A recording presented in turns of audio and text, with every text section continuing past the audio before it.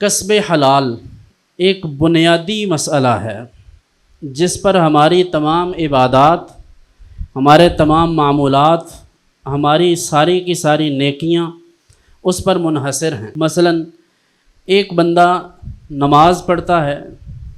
روزہ رکھتا ہے وقت پر، یعنی رمضان المبارک میں قیام اللیل کرتا ہے، تراویح پڑھتا ہے،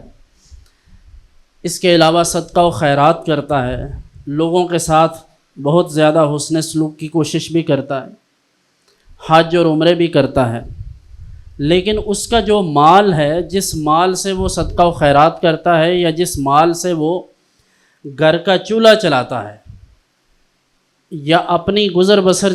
جس مال سے کر رہا ہے، وہ مال حرام کا ہے۔ تو صحیح حدیث میں نبی رحمت صلی اللہ علیہ وسلم نے ارشاد فرمایا کہ اس شخص کی بات ہے کہ جس نے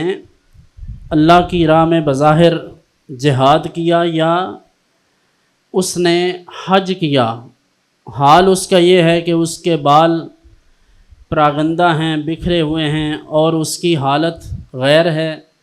اور وہ اللہ کی بارگاہ میں ہاتھ اٹھائے ہوئے یہ کہہ رہا ہے یا ربی یا ربی، یعنی اپنی معروضات اللہ کی بارگاہ میں پیش کر رہا ہے، لیکن اس کے رزق کے اور باقی معاملات کے حالات یہ ہیں کہ وَمَطْعَمُهُ حَرَامٌ وَمَشْرَبُهُ حَرَامٌ، فرمایا کہ اس کا کھانا بھی حرام مال سے ہے، اس کا لباس بھی حرام مال سے ہے، اس کا پینا بھی حرام مال سے ہے۔ فَأَنَّا يُسْتَجَابُ، اس سب کے ہوتے ہوئے، یعنی کہ جب اس کا کھانا پینا اور لباس یہ بھی حرام مال کے ان ذرائع سے، یعنی جو حرام ذرائع اختیار کیے گئے ان سے یہ مال حاصل کیا اور اس کے کپڑے بنے، اسی سے کھانا کھایا، تو فرمایا کہ اس سب کے ہوتے ہوئے اس کی دعا کیسے قبول ہو گئی؟ لیکن ہم یہ سچ سننے کو تیار نہیں ہیں۔ کتنے ہی وہ لوگ ہیں جو اپنی بہنوں کو، اپنی بیٹیوں کو، اپنی پھوپھیوں کو ان کے شرعی حصے سے محروم کر کے بیٹھے ہوئے ہیں۔ آپ ان کے حج دیکھ لیں، ان کے عمرے دیکھ لیں، ان کے صدقات دیکھ لیں، ان کی باقی ساری جو ان کی مذہبی اٹیچمنٹ ہے لوگوں کے ساتھ وہ آپ دیکھ لیں، لیکن جب یہ والا معاملہ آتا ہے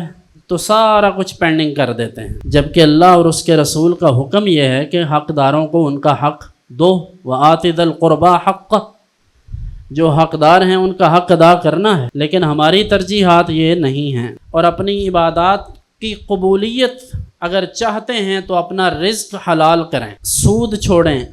جھوٹ چھوڑیں، کاروبار میں جہاں جاب کرتے ہیں وہاں سچ بولیں، جو کمٹمنٹ کی ہے آپ نے، کسی سے وعدہ کیا ہے، اس وعدے کو